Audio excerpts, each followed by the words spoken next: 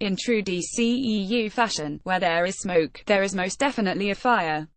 After months of rumors suggesting that Ben Affleck was out of Matt Reeves' The Batman project, it now appears to be true.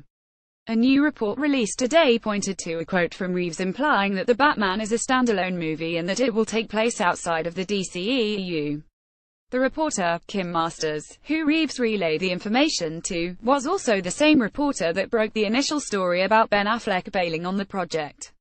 And in another interesting turn of events, Warner Bros. And DC announced yet another Joker movie, but this time with Harley Quinn. Buried in the Hollywood Reporter article announcing the new Joker Quinn movie is a very interesting piece of information that echoes the rumors that have been swirling for months. Ben Affleck will not be portraying the Caped Crusader in Matt Reeves' The Batman.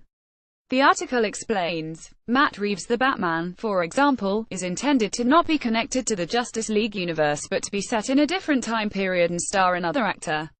This is all starting to make sense, but at the same time, what the hell is going on over there? Ben Affleck was seen at Comic-Con telling the world that he would be playing Batman for as long as the studio wanted him to do so. While that was a pretty vague answer, it all makes sense now.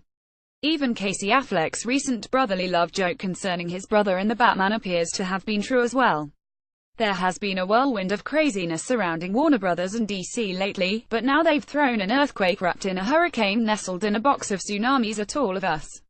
Have Warners and DC officially jumped the shark? The new line, or label, whatever DC and Warner Bros. Are going to call it, is about to make some movies outside of the DCEU timeline, and The Batman will be one of those movies alongside the recently announced Joker origin story movie.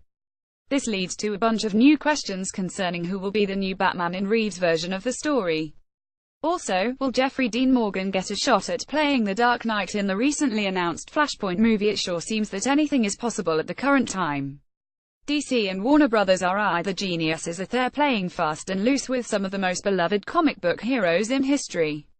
Either way, though things were confusing before, they're about to get even more confusing. We could possibly see 3 new actors portraying Batman in the next few years.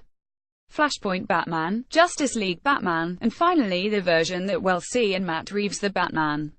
For those keeping track, Affleck signed on to direct, write, and star in The Batman, and now, one by one, he's fallen off the project entirely. Let the arguments begin.